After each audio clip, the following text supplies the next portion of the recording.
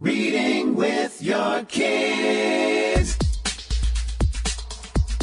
Hey, so great to see you. Come on in. Hi, my name is Jedley, and this is the Reading with Your Kids podcast. We're coming to you from the beautiful neighborhood of Reedville in the southwest corner of Boston, Massachusetts. Please be sure to subscribe to the show on the iHeartRadio app, on Spotify, on Apple Podcasts, wherever you find your podcast.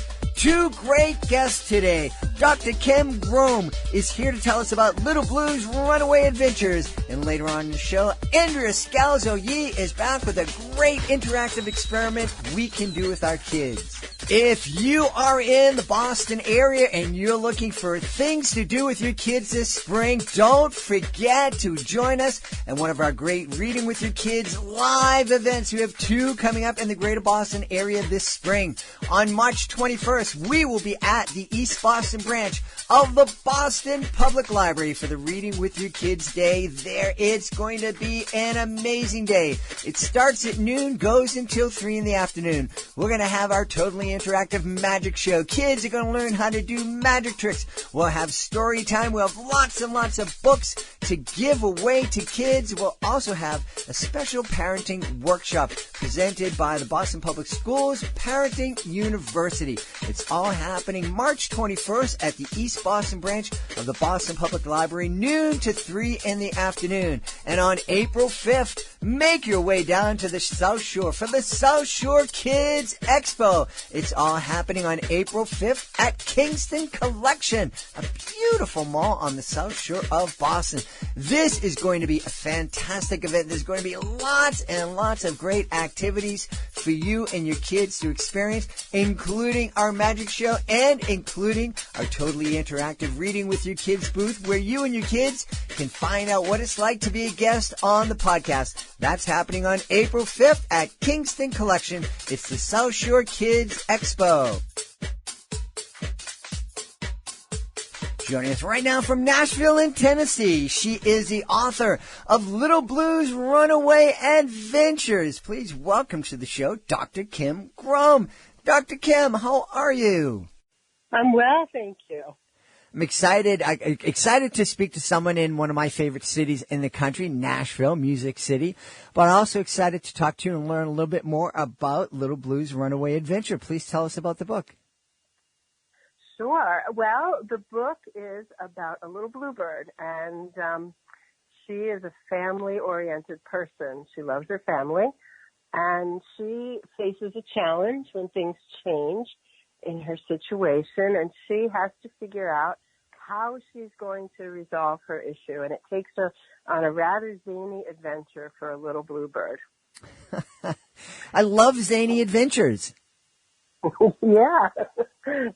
It's gotten some very good feedback. The book was featured on the Moody's Mommy Reviews as one of the Christmas gifts, holiday gifts for families, so that was exciting. Mm-hmm. It just came out in November. Well, that's wonderful. Now, you have a background in counseling and you have a doctorate in philosophy. What drew you to writing children's books? Well, I've loved books since I was a little girl. I would read for hours on end, and I would journey to new places through reading and literature, and I just love it. So I've always had a passion for writing. It's been with me since I was young. But now that I'm an empty nester, my husband and I have raised 4 children, I have time, and I became a grandmother. And the same thing happened to me that happened to Little Blue. My son and his family packed up and moved away. Oh. And I was feeling all of this, I miss my grandkids, So that was part of what prompted the story about Little Blue and how she could be reunited with her family. It is a difficult time for folks in our generation. My kids are also, my son is married and has his own home in a different part of the state here, and my daughter because of her job, spends a lot of time away from home and is away more than she's here. So it really is a transition. We always think about kids, being difficult for kids transitioning into school and then into middle school and into high school and the college. But it's also kind of tough for us folks too. It is. It's something that people talk about empty nesting, but I have personally spoken with several grandparents in the course of them purchasing the little blue book, reading it, and then I followed up with them, and they have said that it resonated with them because more than one grandma and grandpa have actually moved closer to their grandchildren so they could enjoy seeing them grow up. One of the thoughts that I had was, this Little Blues Runaway Adventures, it sounds like a great book for kids, but it also sounds like it's a really great book for grandparents. It is, absolutely. I tested out the first edited version from my publisher on my 7-year-old granddaughter, and she read through it, looking at the illustrations, and then about 3/4 of the way through, she put the book down and looked at me and said, "Grandma," and I said, "Yes, Adriana." She said, "Is this about us?" So, to me, that was the first stamp of approval from the 7-year-old granddaughter. How did she feel having her story told in a book? Well, she loved it. Her entire body just smiled, and she laughed because I didn't say anything to her. I just looked at her and I said, "Maybe," because I wanted to sort of keep it mysterious. So I looked at her and I said, "Maybe." But I think we both knew that there was an awful lot of she and her brother in the story.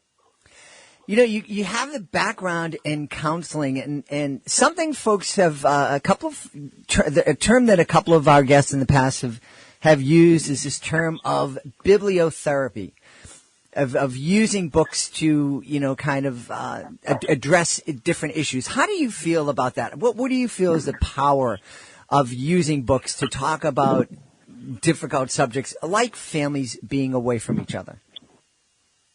Well, the old expression, the pen is mightier than the sword, right? Mm-hmm. And I do believe that literature opens up many, many worlds to people that you can learn so much. And I agree with you that there is a therapeutic benefit to a concept. And I think of all the authors that I've known, some of the more famous ones, Dr. Seuss.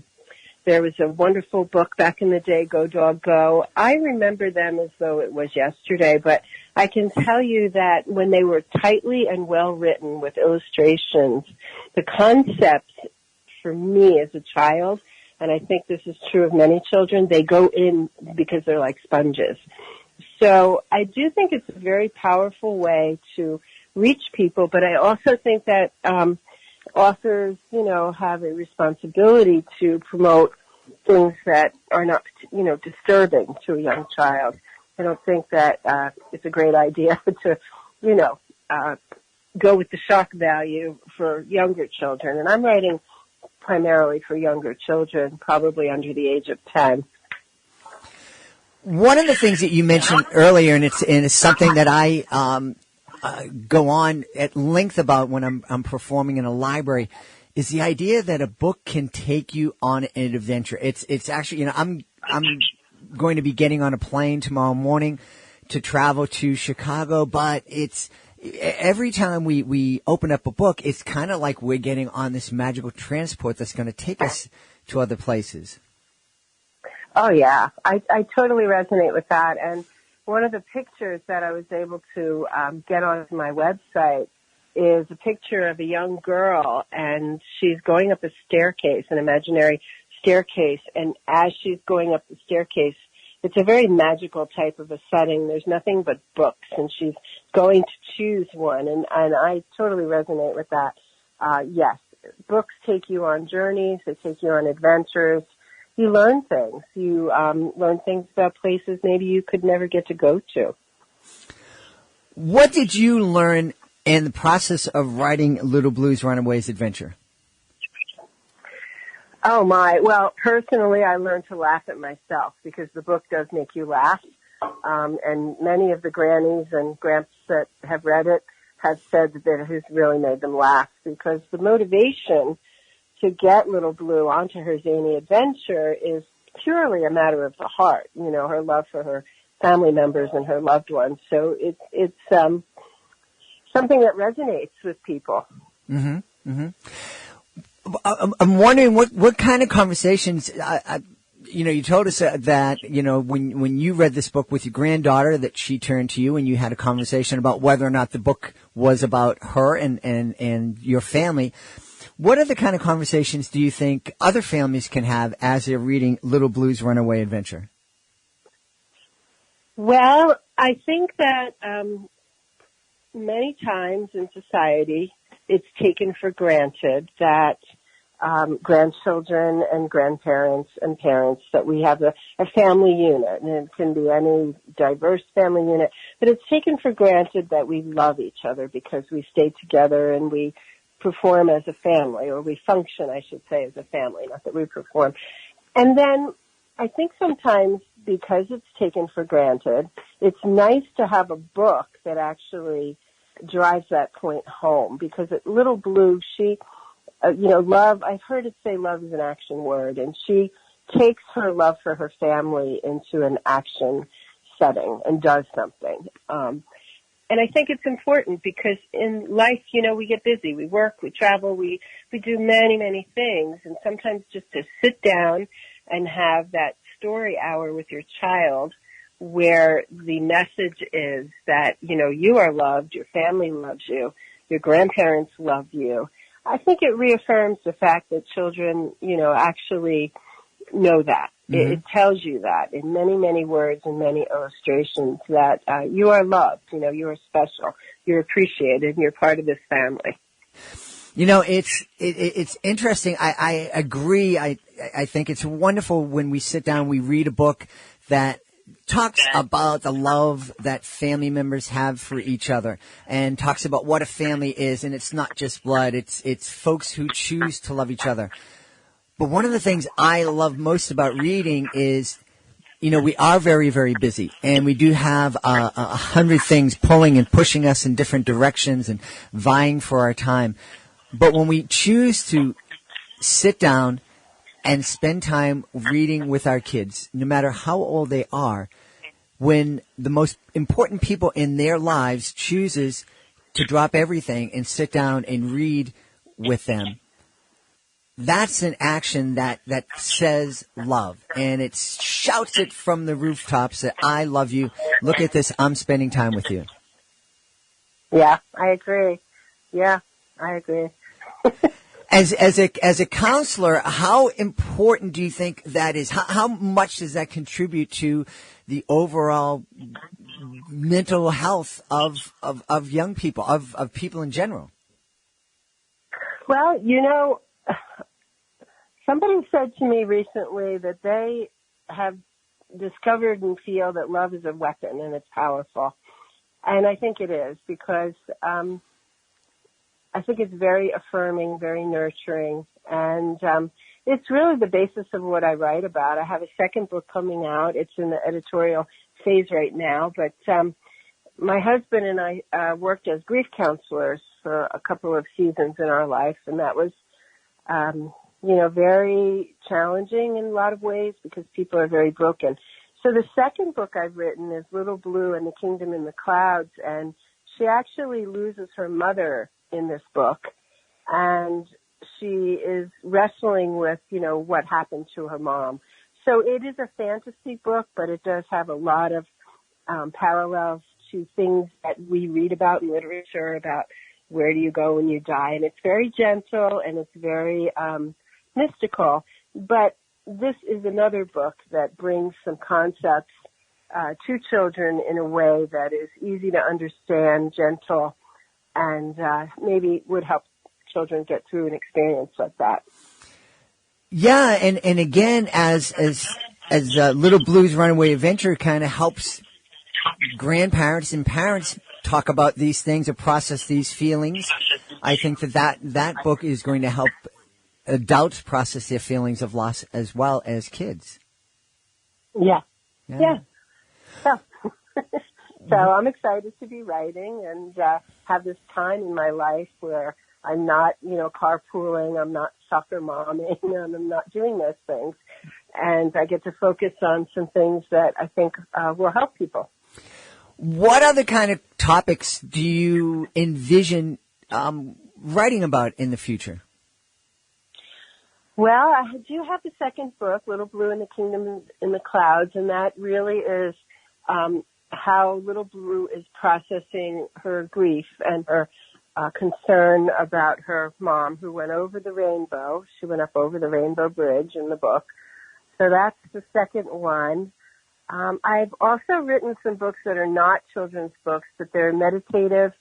I do write devotionals. I have a book out called The Promise Within the Garden, and it's a little coffee table gift book, mostly for women, I think, because it's all about gardening, which I love, and planting a garden, and all of the things that happen in nature, and then parallels.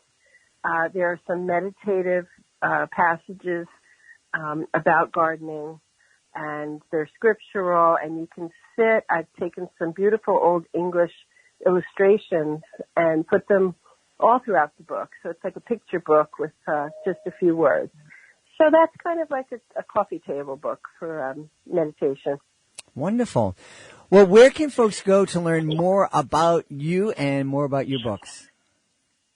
Okay, well, my website is drkimgrom.com, so that's easy. And you can just tune in there and you can find the book. There is a link to Amazon, so the books are on Amazon. Barnes & Noble is carrying them, and Ex Libris is my publisher. I have hardcovers available, which I've been signing for people who want them. Many people have asked me to, dedicate the book to their grandchild. Or friends and their grandchild. So I've been doing that, and I can be reached directly. I'm also on Facebook with Little Blue's Runaway Adventure. Little Blue's Runaway Adventure has her own Facebook page. That's wonderful for Little Blue, and it's wonderful for us because it's an easy way to connect with you. We've had a great time. We've had a great time speaking to the author of Little Blue's Runaway Adventure, Dr. Kim Grom. Dr. Kim, thank you so much for being with us. Thank you very much. It's been my pleasure. And now, through the magic of technology and the internet, we take you from Nashville in Tennessee and bring you to the beautiful state of New Jersey, where we sit down and speak with our buddy Andrea Scalzo Yi. I am so excited. I love when our guest joins us on the show. She's been here, and we really have a lot of fun. She's the author of 100 Easy STEAM Activities, easily one of my wife's favorite books that she uses in her classroom with her students. Please welcome back to the show, Andrea Scalzo Yi. Andrea, how are you? I'm doing great. How are you? I am wonderful, and I'm so excited that you're back. I love going in and finding my copy of your book that my wife stole from me and brought into her classroom and doing some of the activities with her kids. They have so much fun. They learn so much. Love they also hearing have that. so much fun. What are we going to be doing today? Well, today we're going to make candy snowflakes. Snowflakes. Yes. All right.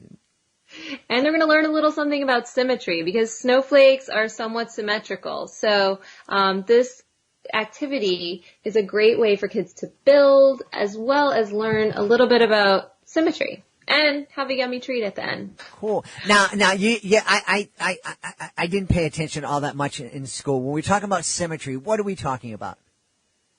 Well, symmetry is when something is made up of exactly similar parts around an axis, or facing each other. And humans actually find it pleasing to the eye to look at things that have symmetry.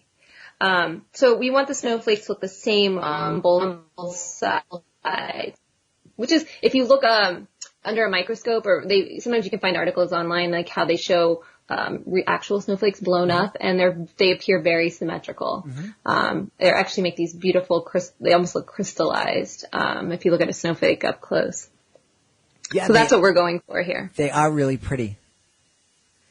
So to do this activity, all you need are toothpicks and a candy that will work, like gumdrops. Marshmallows also work. Jelly beans can work too, although they're a little more difficult. Or if you don't want to do candy, you can even use grapes as a healthy alternative. Okay. And so really, I just put out bowls of the candy or marshmallows or grapes and a bunch of toothpicks, and I say, get to work. And we usually start making 2-dimensional, so they'll be flat. But a fun variation is then challenging them to make 3-dimensional snowflakes.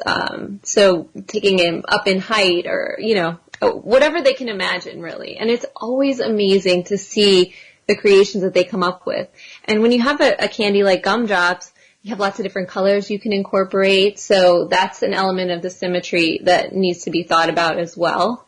But the results are beautiful. And then my kids always enjoy taking them apart and eating them at the end. Yeah. Well, this is kind of, we've talked in the past about art and the relationship it has with science, technology, engineering, mathematics. This is kind of an activity that kind of demonstrates that. We're talking about symmetry, but we're also talking about, you have to consider the appeal and how it looks. Yeah.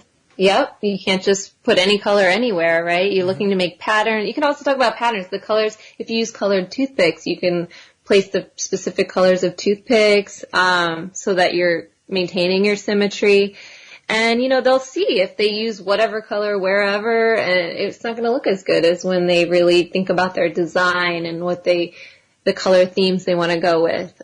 So it's a great way to incorporate art into their building. And two, it's also a great way to kind of talk to kids about thinking before they jump in. Yes. Because a lot of people, you included, a lot of times I get that box from IKEA and I just open it up. I start putting things together and then remember to look at the instructions. Oh, yeah, I do. And I always put IKEA things together twice. Oh my goodness. So it's, helping kids understand that, it's fun just kind of winging it, but it's also fun to kind of think about what you're going to do before you actually start doing it. Yes, absolutely. And I find my kids are all over the map with that. Some will dive right in and start building. Some will really take their time and think. And, it's fun. When I can bring it into the classroom, sometimes it's always fun to see all the different styles and different ways kids like to work. Some collaborate. Some like to work by themselves. Everyone's different. And that's a great way for a teacher, too, to kind of get to know their kids a little bit. What kind of choices? Is this kid someone who wants to work together? Do they get along well with others? And it might be a really, really fun way for kids who don't typically get along well with others to start learning how to do it. Yeah, absolutely. And I've done this type of building even with adults at conferences, and it's a great icebreaker. It really is. People will just put their guard down.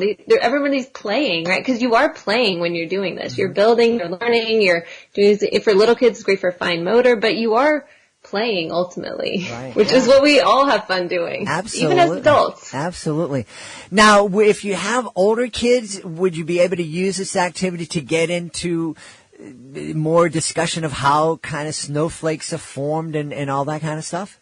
I think it would be a great lead into a lesson about snowflakes. Yeah. I'm not a teacher, but I would think it would be great. I mean, I've looked at articles about how snowflakes are formed, so I think it's a great activity to go along with that. Now, you have to tell me, I won't tell anybody, what's your favorite food to use this with? Is it marshmallows, gumdrops, or grapes? Gumdrops, for sure. Because they're colorful, and, I would use colored toothpicks, too. Just the more color, the better, in my opinion. Absolutely. Well, this is a great activity, and I know that folks can go onto your website and find some more great activities. Remind us what your website, and maybe tell us about something that we can find or look for on the website. Oh, sure. So the website's raisingdragons.com, and we have all of our activities up there. There's not as many as that are in the book. The book has many, many more activities, but we have tons on our site as well, and we have them actually sorted. You can go in our menu. You can look by age. You can look by season. So if you're looking for something for winter or Valentine's Day or Easter, anything like that. And we also have it by category. So we have it by science, technology, engineering, art, and math. I'm excited. The book is beautiful. And my book isn't so beautiful anymore because it got handprints and fingerprints and it's crumpled. I love here that. And there. I love that it's being used. Absolutely. And I love how you have in the book, you have all the different activities kind of laid out and put in categories too. And so it's really, really user friendly.